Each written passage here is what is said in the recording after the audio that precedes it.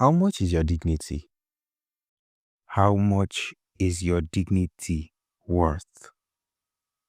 Is it worth 2,000? Or is it worth a few tips at the end of a long day?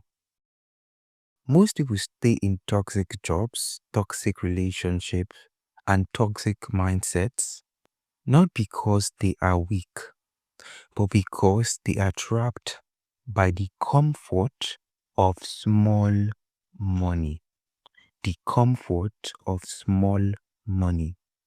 I spent a year sitting on a cupboard-like chair in an electrical store, being treated like a child, while my own potential was screaming at me to leave. I was an expert at CCTV already, but I was living like a slave. Today, I'm going to tell you the full story of my exit. From the day my boss reported me to my dad, to the day he tried to control when I was allowed to eat. Though a lot of things happened in between, but these are the two major things I'll be talking to you about today. But more importantly, I'm going to show you how to build a ladder out of the pit using nothing but your knowledge and a system that requires zero capital. Late last year, December 13th, I was sitting on that cupboard-like chair, literally a wooden box where we can open up and put something inside or store things in it, then cover it back and sit on it.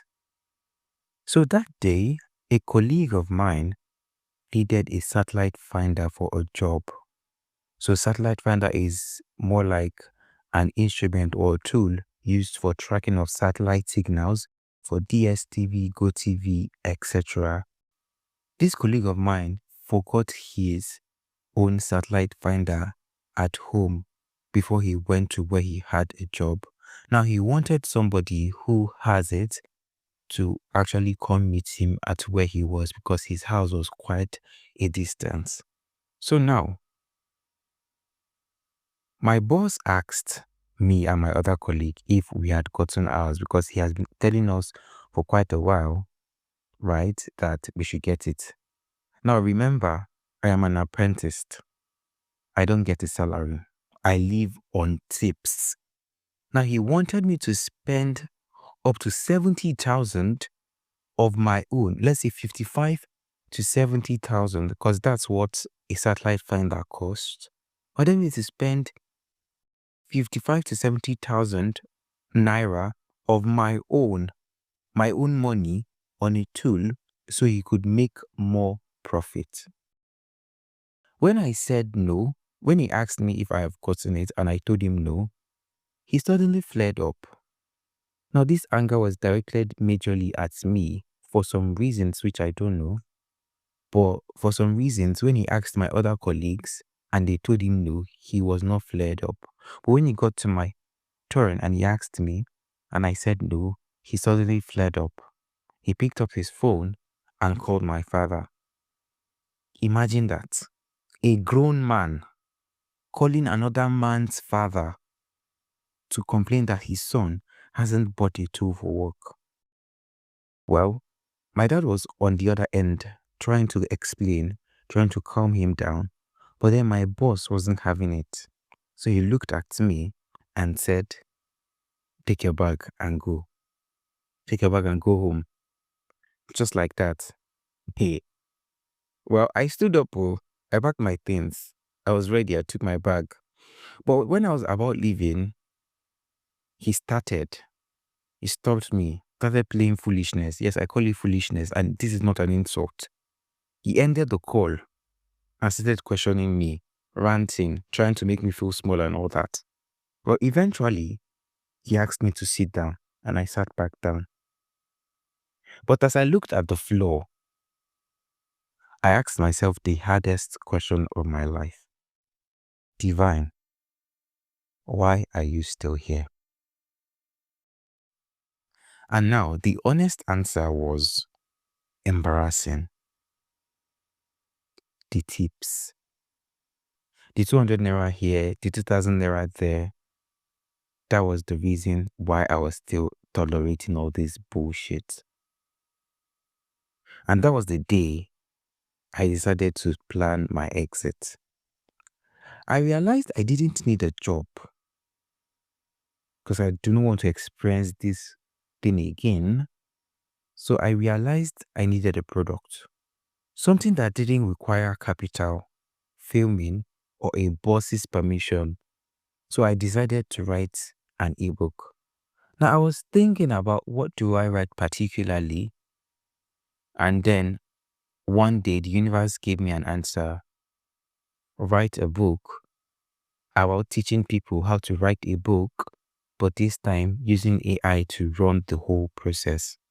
And that's how I started creating my digital products. Now, fast forward to this year. I was still there, I was still in the shop, but I was still building my ebook in the background. Then my boss set a new rule.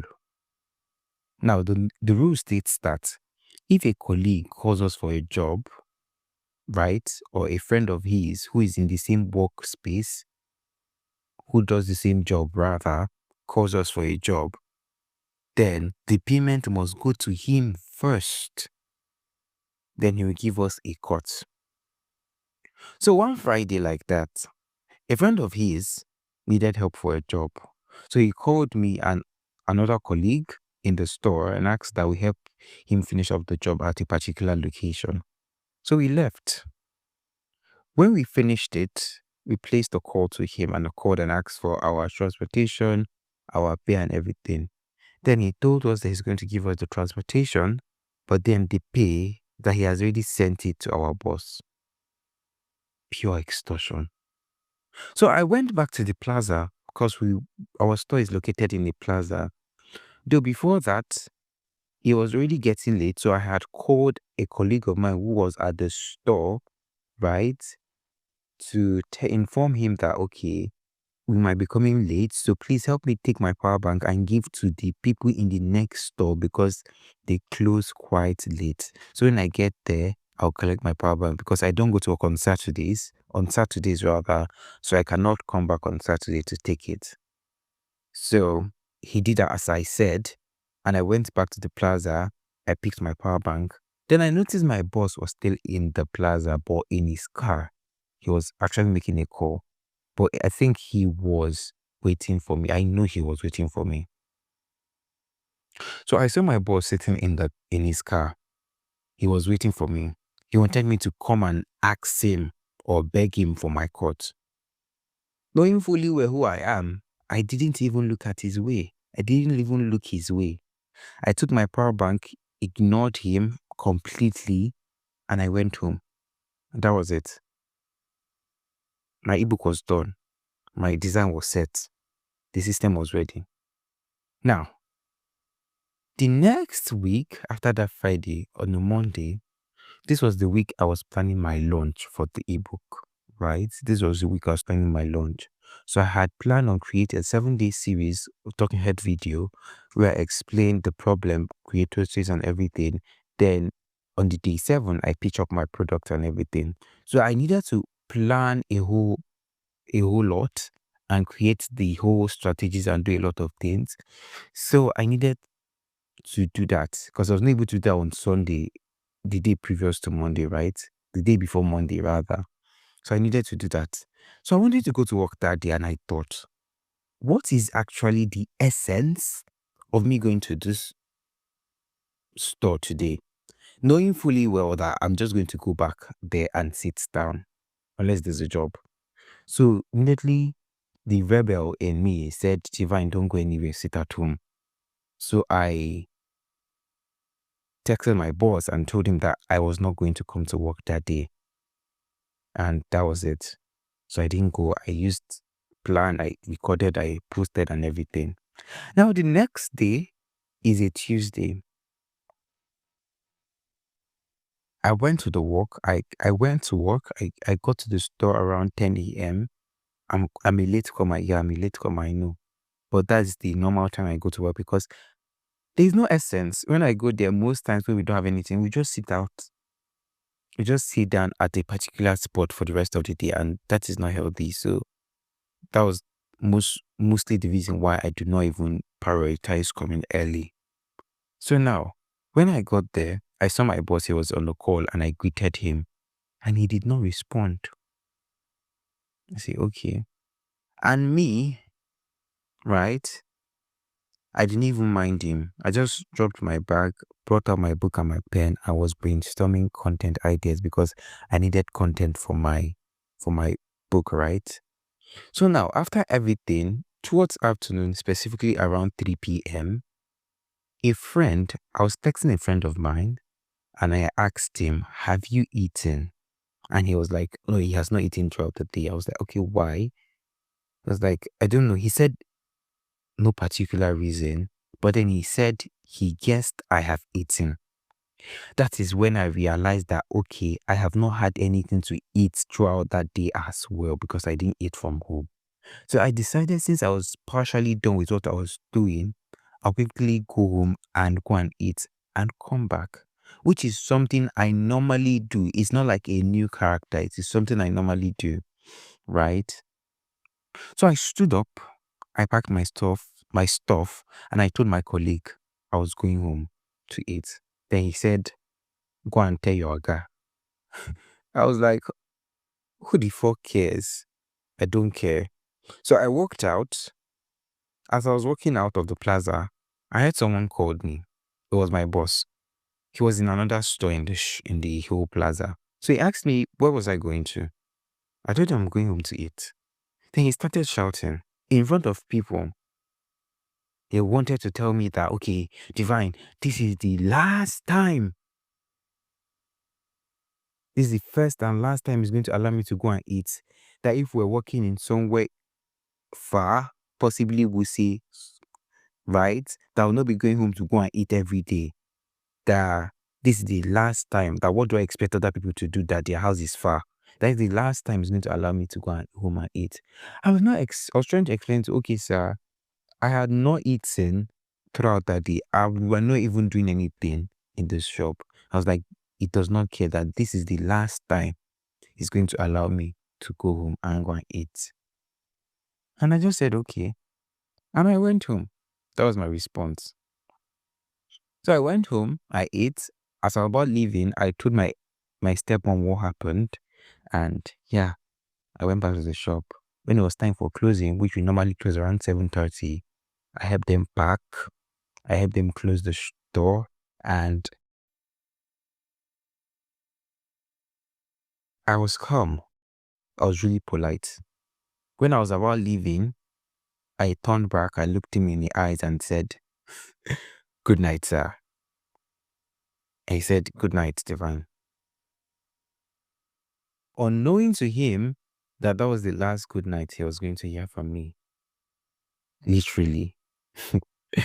So I went home that day, and that was the last time I actually went to that store.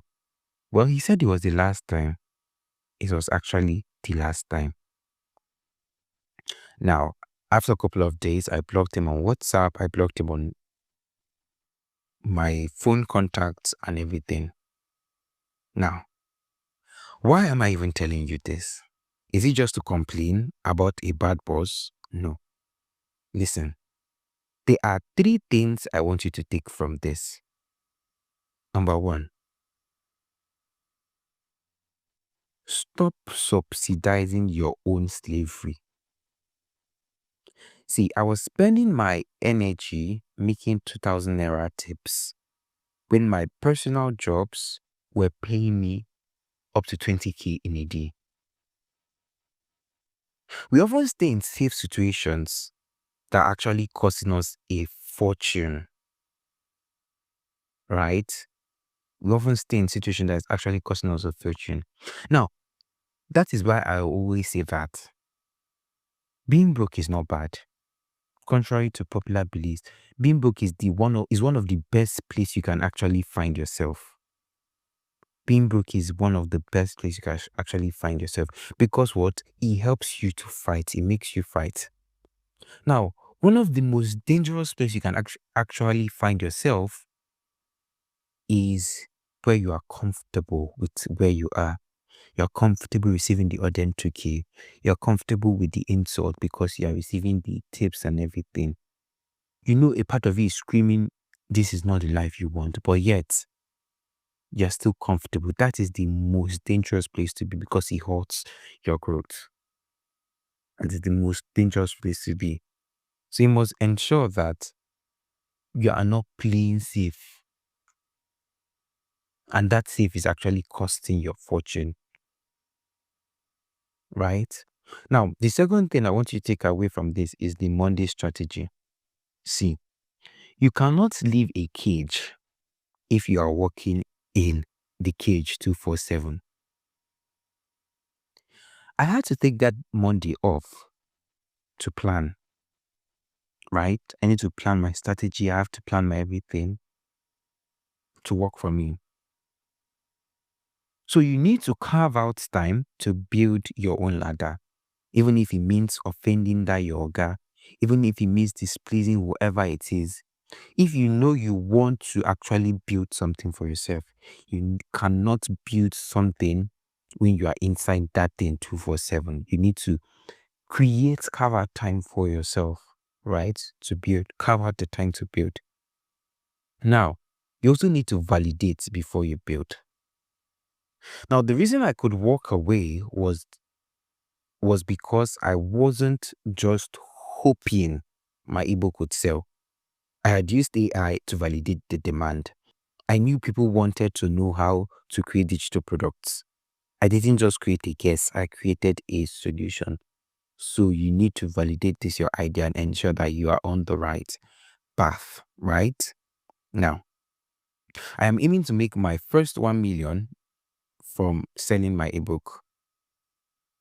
Not because I want a flashy life, but because 1 million naira is what it costs to never have a man tell you when you are allowed to go and eat again. This was literally modern day slavery. Literally. If you are sitting on your own cupboard chair right now, I have 2 things for you in the description. First, a free validation kit. Now, if you are like me who wants to go into creating of digital products, ebook specifically, I don't know how to start, I have 50 plus or 50 high demand topics and an AI prompt that I used to make sure an idea was a winner. You can use the AI prompt to help you specifically niche down to a particular demand that people are asking for, right? Now, the second is my full system, how to write and publish your first ebook in 7 days using AI, even if you have not written before. You don't have to wait until you start starving to start building. That job, if it's not serving you, please leave. This is 2026. You have to go into 2026 with a totally different mindset. Financial stability is supposed to be one of your goals for 2026. And if financial stability is one of your goals, then you'll be able to try a lot of things. Not necessarily, it doesn't have to just be online. There are a lot of things you can do offline, but just ensure that you are trying things, you are learning, you are growing to ensure that, okay, when you ask your mom for money, when you ask your dad for money, when you need money, you are not limited because of your financial status. I think that's a goal everyone needs to set to achieve in 2026. The best time to plan your exit was yesterday. Now, the second best time is now. This is the Morning Care with Danny, and I am Danny, your Gen Z educator. And I'm just trying to transform your identity by refining your mentality. And least you forget, I just want to inspire you. Now stop looking for permission and act. I'll see you on the top. Peace.